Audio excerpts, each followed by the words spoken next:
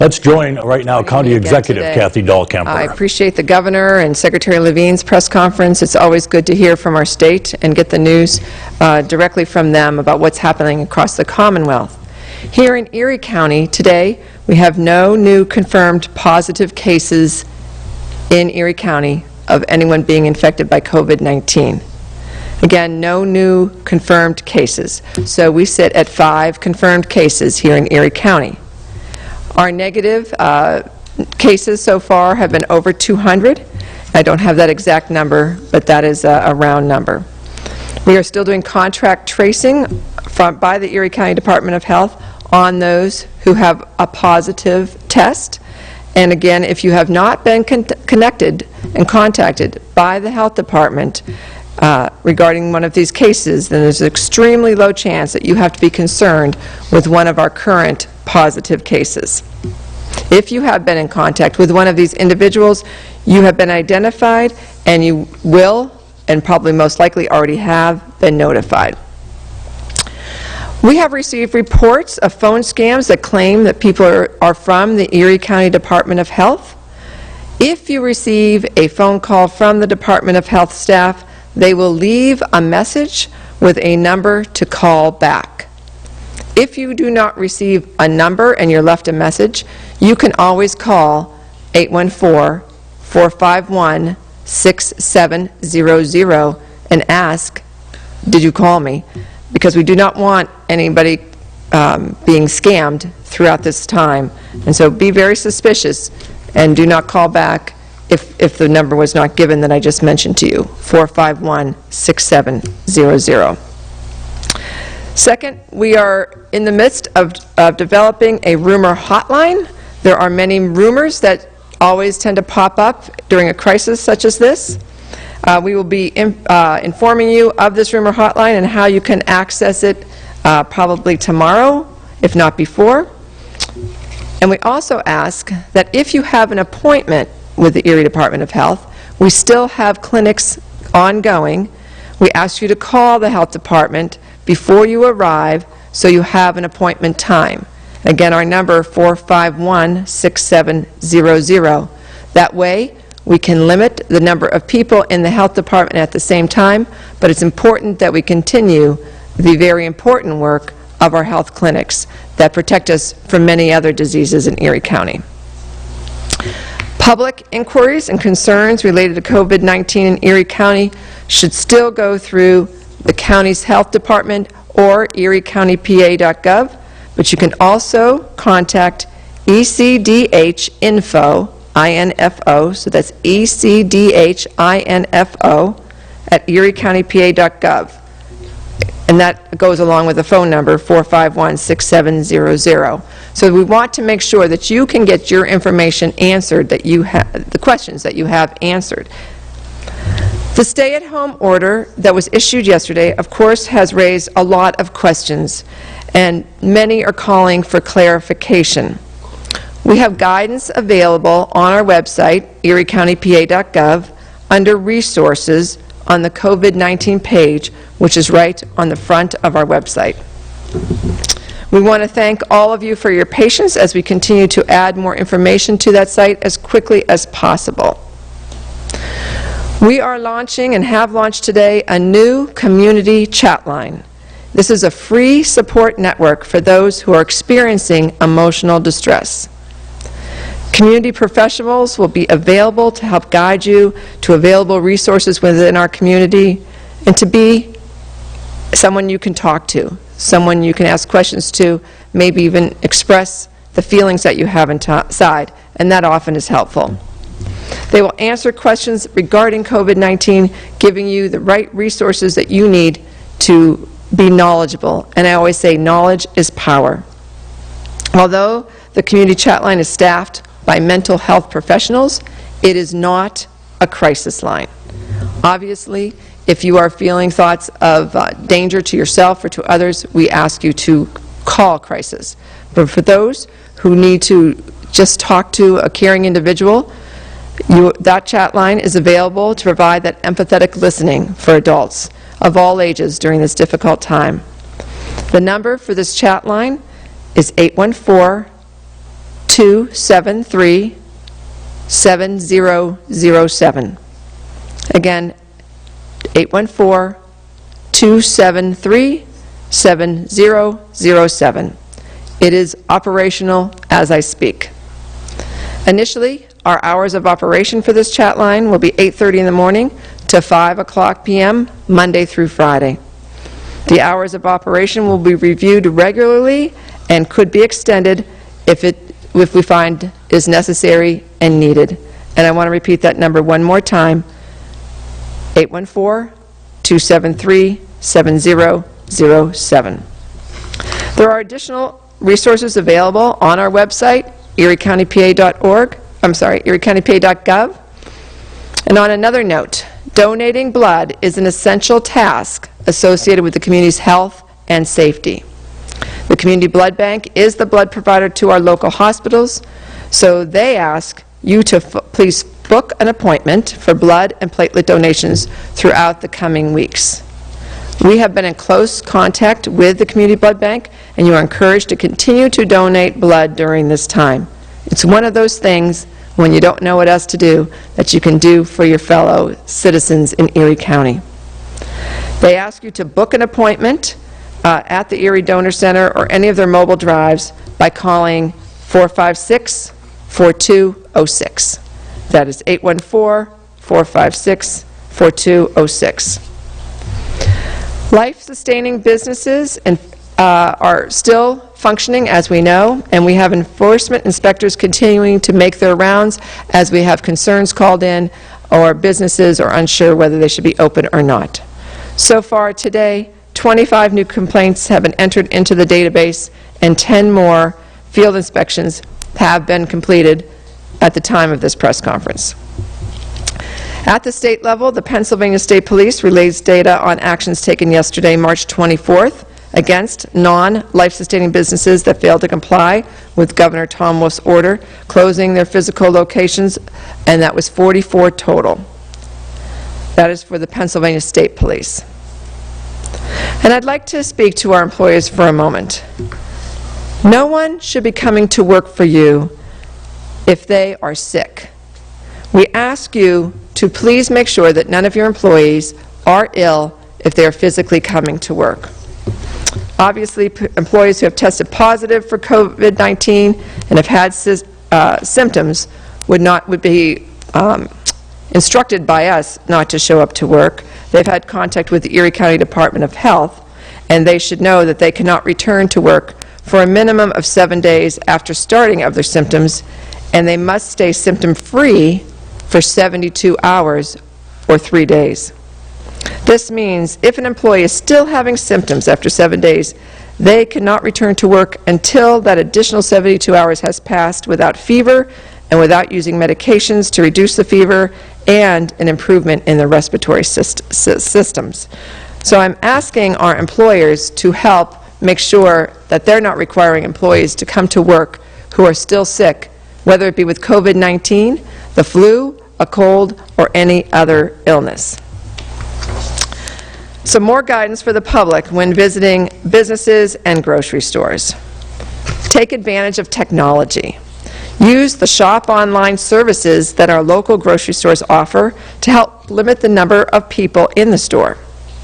Again, whenever possible, we urge you to have only one person in your family enter the store for the shopping.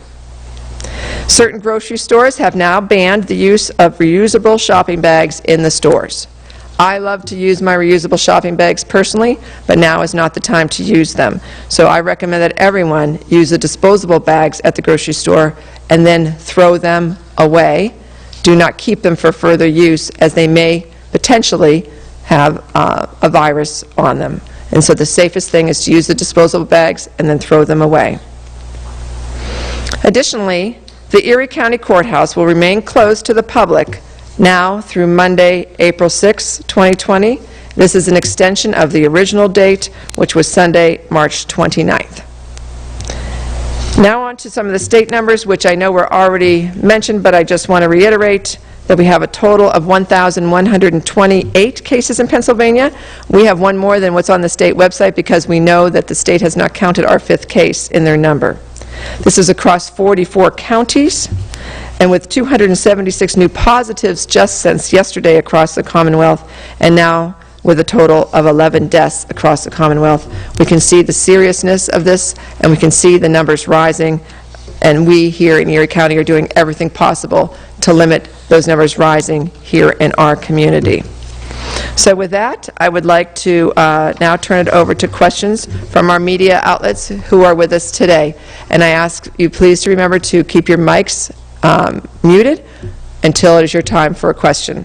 And today, I will start with WJET-TV. Yeah, hi Kathy, it's Samir. So I guess my first question is, from those people or the cases that were contact spread, how many tests are we waiting for with people those people came into contact with? The people they came in contact with most likely are not getting tested. Those people are under a 14-day quarantine. So we have asked those individuals to quarantine themselves in their home, to not go out, to not be amongst other people, and do that for 14 days to make sure that they have no symptoms. If they start to exhibit symptoms of COVID-19, then they would talk to their health care provider and most likely would be brought in for testing.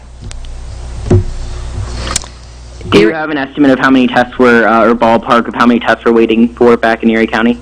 We do not have that number. We are not doing the testing at Erie County Department of Public Health. Those are being done mostly by our two large health systems, Allegheny Health Network and UPMC, and there are some private physicians also doing testing in their offices and sending those to labs. So we do not have a clear idea. We only know when we have what they call a perfect person under investigation number, and I don't even know what that number is right now.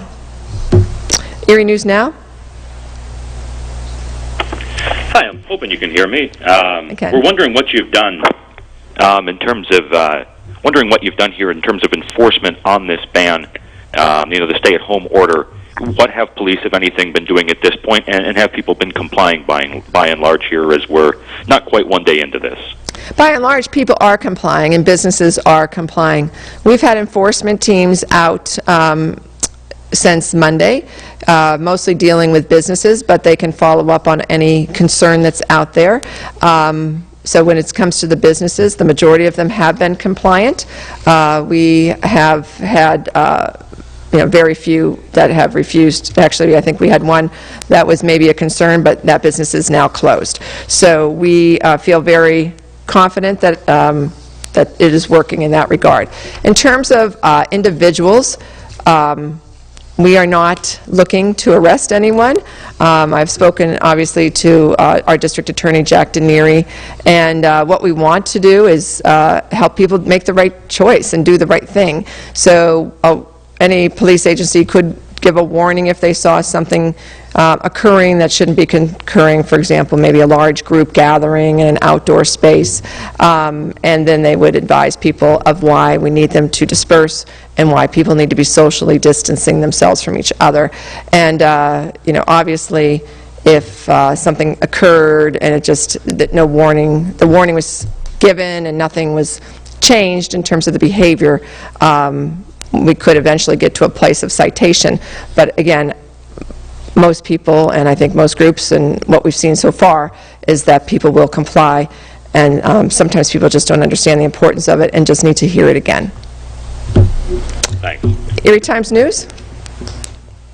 Kathy, it's David. Just on what you were saying about the businesses, you did say one was ordered closed. Is that? Can you give any more details on that? We had a business who that was visited. It was ordered to close. Signs were posted, and then the next day we went out, and there was still activity going there. So again, it's closed, and we have had assurances from that business that they now will stay closed. So those are that's probably the most difficult business we've had to deal with, but the vast majority of them, all the rest, once we go out and explain why they need to close, they do. But sometimes when we go out there, those businesses have a waiver, and we didn't know they had a waiver, so that takes care of the issue if they have a waiver from the state. And then we just try to inform the businesses of how they can best put in procedures that will keep the people that are working there safe, as well as the people that would be coming into that business. Did it reach, for that one business, did it reach a situation where they were actually cited or fined or anything, or did it not reach that stage? It has not reached the stage where they are fined at this point, and we hope it doesn't get to that. But we are watching that business very closely. How about Talk Erie? Hi, Mr. Dahlkemper, it's Joel Natale. Just wondering about when we've succeeded to flatten the curve. What is the metric that you're hearing from either the state or the local health department or your peers in other county governments? Basically, what is success? How is success identified with all of these social distancing efforts and stay-at-home efforts that we're doing? So, Joel, I don't know that I'm qualified to give a complete answer to that. What I do hear, not only across the Commonwealth but across the country, is no one believes we've reached the top of the cases we're going to see yet, that the surge, as they're calling it, is yet to come. And so, what we see in other countries is, as you have this slow rise, and then all of a sudden you see this trajectory that moves significantly up. And we are seeing that in places across our country and even in some counties in our Commonwealth. And so I believe Allegheny County is up to 88 today, and I believe it was at maybe 48 yesterday. So that's the kind of trajectory that you're starting to see in some of these counties with many more cases, and we expect that that's just going to exponentially move on up if what we are experiencing here mirrors at all what has been experienced in places like New York City, Italy, China, and others. So obviously what we would see, I think, is that surge that goes up, then eventually you're going to see it level out, and then you're going to start to see the numbers come down. Of course, in China, in the most hard-hit area, they're reporting no new cases, but they haven't even completely gone back to normal over there. So those are the things we can watch to make better decisions over here, is what happens in other areas that have been hard hit already. WJET-TV? Yeah, I wanted to circle back. You said there have been, for the state police, was that, come with the 44, that number, was that like Erie County, or was that across the Commonwealth? I believe that was across the Commonwealth. Yeah, we're in a little bit different... And then I guess... We're in a little bit different place here in Erie County. Obviously, our state police are out, but we have enforcement right in county government because, again, we have our own health department, and we have an enforcement team. That team going out has law enforcement from county government, whether that be sheriffs, probation officers, or detectives. So we're utilizing our own internal team for much of the enforcement that the 57 counties without health departments have to really rely on the state police to do that. So again, very fortunate in Erie County. And then I guess overall, how do you think the stay-at-home order is going? Overall, I think it's going well. I think people understand the importance of this. I've had many, many people reach out and thank me and thank us for what we did here. I think many people understand the seriousness of this. They want us to protect their health and the health of their loved ones. And as the governor made a very interesting comment, I thought, on his press conference. Just assume that everyone has COVID-19. If you assume that, and maybe you assume yourself may be a carrier, then if we all do the right thing, we're going to stop this thing from spreading. I don't believe every one of us has it, but it's that action, it's that behavior that you would then use if you had that feeling that everyone that you might encounter could potentially be a carrier. So by staying home, staying within your family group, going out for a walk or a bike ride or a jog or a hike, and socially distancing yourself from anyone you come upon, spending as minimal time as you can inside of any kind of a building, like a grocery store, a convenience store, a pharmacy, and when you go to work, make sure that you're using good hygiene for those who have to go to work. That would, of course, be washing your hands for 20 seconds, using sanitizer. I'm recommending when you go home, I know that I'm doing this, taking off my clothes that I'm wearing and putting on a new set of clothes so that I'm trying not to carry a virus into my own home. So those are the kind of things I continue to talk about with everyone, and I think people are really trying to do their best in our community. It's not easy. I know that. We all want to see our family, our friends. Some people live alone. Reach out to those that you know and love and care about, especially if you know someone lives alone. They need to hear from you, and you can do your part by reaching out to them. Erie News Now? Hi, yes, this is Brianna Andrews. Hopefully you can hear me. I can. In regards to the community hotline, will medical personnel take part in this hotline? So we do have medical professionals there, and mental health professionals, social workers. That's who will be participating. This does not replace crisis. This does not replace anyone who is in active treatment for mental health. But we know that many people are very anxious. As I said, some people are living alone and feeling very isolated. People are having questions, they're hearing things, and they just don't know what to believe and what not to believe, and that makes people more anxious. So we think between our community talk line and our rumor line that we can help people better emotionally and mentally handle the stay-at-home order and just all of the issues surrounding the pandemic. I'm really grateful to the county's Department of Human Services and Erie County Care Management, who really came together and figured out how we could do this with the personnel that we already have in-house, and that we could man this line and have caring people on the other side to talk to you. And so we hope people find it beneficial. If we find the need is there, we will expand the hours. We're going to see how this goes for the first days here, and I appreciate everybody who's worked hard to make this happen.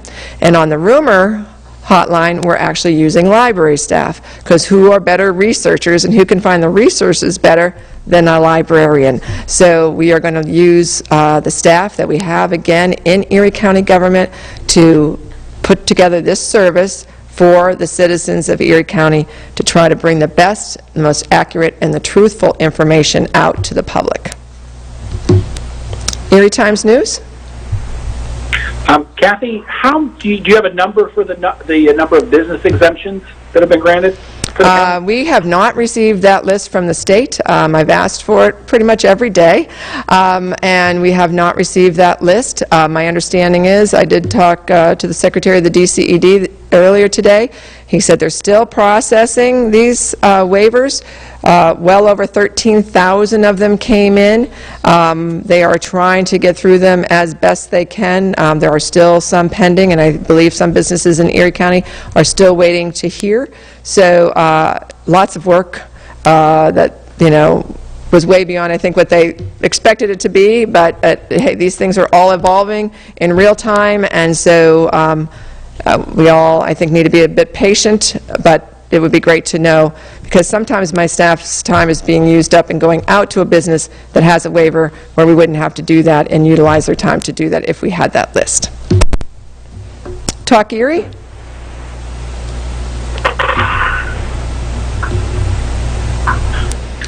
Sorry. After all of this, we have to have some kind of economy left.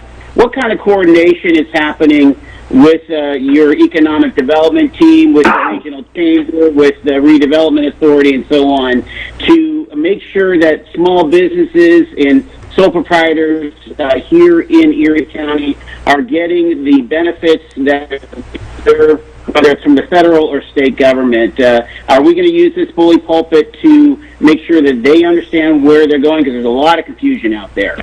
Thank you for bringing up that question, Joel, and I was going to try to get a little bit deeper into that subject tomorrow, but since you brought it up, I'm going to just talk about a few things. We know that today the state released $63 million for PITA loans, and all of this information that is available for businesses and any resource can be found on the Erie Regional Chamber and Growth Partnership website. And the Chamber is working with the Erie County Redevelopment Authority, with the city's Economic Development Department, and really all of our economic development entities. I know they all have a phone call tomorrow, and I wanted to try to gather any more information from them I can to bring forward to the businesses through this venue.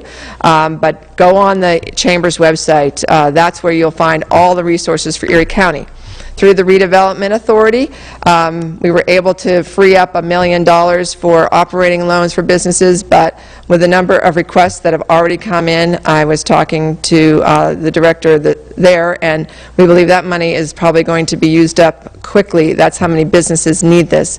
When it comes to the PITA loans, the $63 million that's going to be across the Commonwealth, you know, the Secretary of the DCED said, you know, $63 million, a lot of money, but it's a drop in the bucket for what the need is going to be across this Commonwealth in the long run. So they're trying to get money out as soon as they can. Their goal is to try to have that money be able to be released within about a week. And we're looking here in Erie County and across the Commonwealth that this money would go to the most vulnerable businesses, those who are most hurting at this point, and trying to make sure that businesses can stay afloat during this time.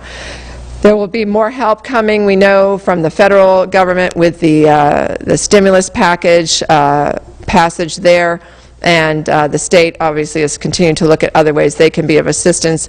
Our Erie County Gaming Revenue has put some funding along with Bridgeway Capital to work alongside the Erie County Redevelopment Authority funding. Again, all of this information is brought together on the Chamber's website, and we have just our economic development personnel working completely together with each other, helping each other out to process these as fast as they can, get money into the hands of the businesses in our region, which is so key.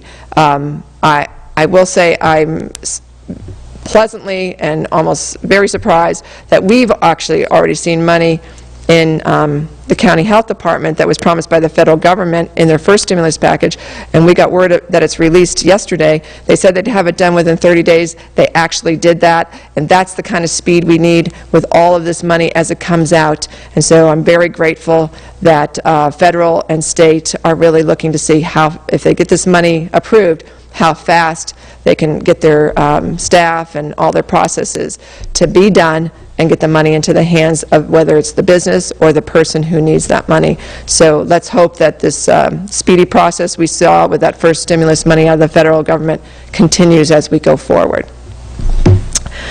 Jet TV, do you have any final questions? Yeah, do you feel, I guess, Erie County is kind of ahead of the curve right now with, since we don't have that many cases, we only have the 5 confirmed positive cases? I believe we are in the best possible place we could be right now, considering what's happening across the Commonwealth and what's happening across the country and the globe. You know, one of the reasons why I really wanted and spoke to the governor, and he agreed with me, why Erie County needed a stay-at-home order was because I'm watching the 3 cities that surround us, Cleveland, Pittsburgh, Buffalo, and those counties, and I know how connected Erie County and this community is to those 3 cities, whether it's for health care, whether it's because you have family members there. People have to go back and forth between those cities for those specific reasons that are life-sustaining reasons. And I am very concerned that that transfer back and forth between those communities could increase our numbers drastically. And so that is why I put extra protection over Erie County right now to try to minimize any spread of COVID-19. We know that the 5 cases we have are either because the person traveled outside of our county, or second, they had a contact with one of the positive cases.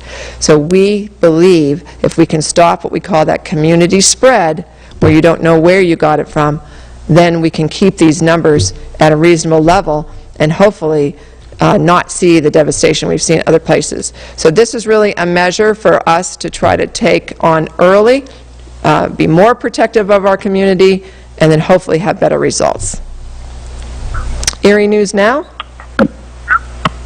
Hi, Ethan Kibbe here. I've had 4 or 5 viewers call and ask me about this. They're wondering what they should do in terms of like a custody situation if they have a child who lives with another parent outside the county. What would they be wise to do in terms of when it's their, their opportunity to spend time with their child? What would be the right process in terms of going and getting him or her, and then what should they do upon return? Gosh, that's a really good question, and it's the first time that anyone's asked me that. So I guess I'm going to speak just from my knowledge and what I know about COVID-19 and what I know as a parent. Of course, your child wants to see you, and you want to see your child. I would have a very frank conversation with the other parent to know what they are doing, how they are protecting themselves and your child while they're in the custody of that other parent. I would also tell them what you're doing and make sure that you have that really good communication going back and forth. Some of these children may be living in an area where we have a much higher case of COVID-19. When you bring them into Erie County and into your home for that visitation, then I would be obviously very careful about what you do while you're with them. I would limit their exposure to any other place in Erie besides your home. I would use all of those hygiene practices we've been talking about, with making sure your house is cleaned well and put new clothing on them when they arrive. Wash their clothes. Once you wash their clothes, there's no more virus on the clothes.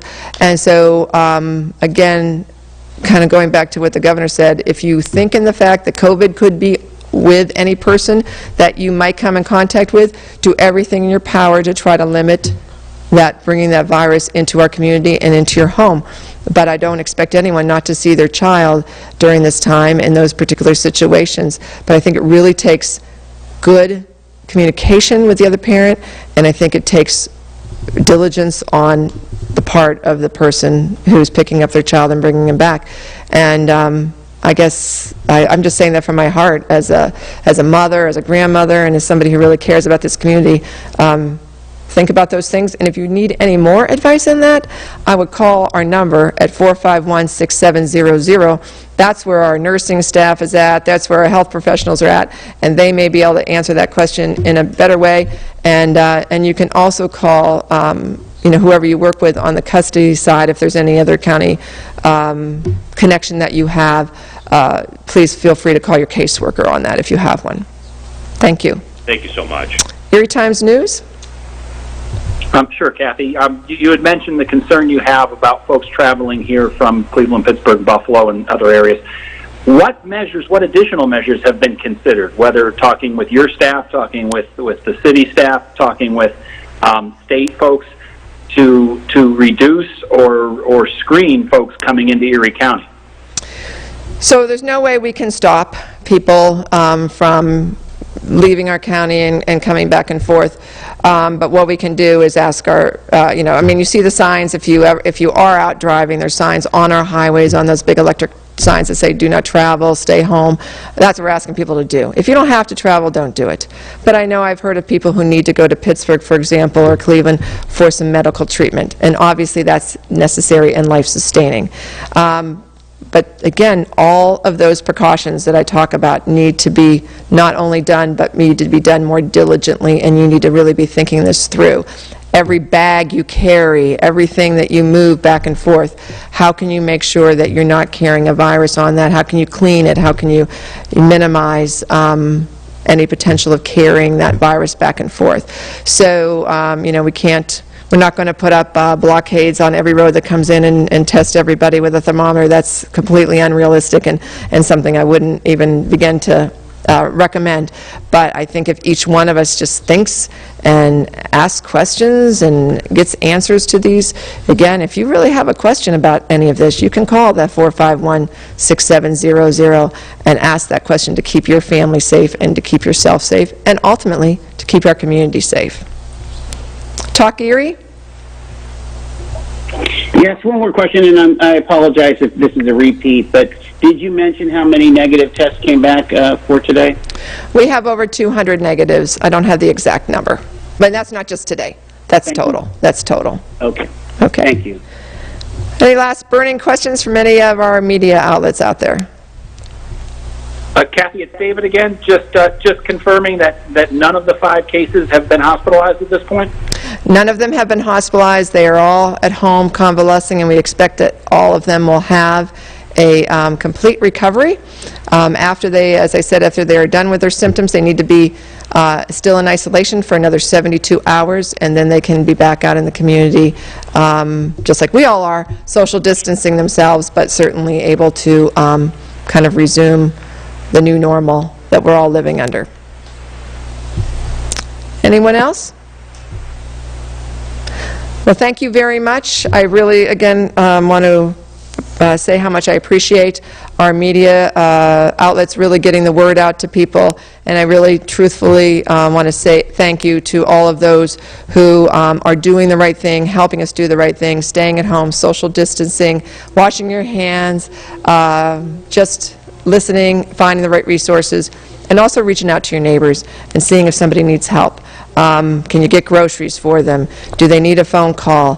What can you do for others today? Can you give blood? We actually asked for volunteers to help with homeless shelters, people who are younger and healthier and wouldn't be as high of a risk to be helping us. So all of those things are things that you can do at this moment. I thank my daughter who went and got me groceries today and is dropping them off in front of my garage door so she doesn't come into my house and I don't touch her and she doesn't touch me. So those are the things we can do for each other.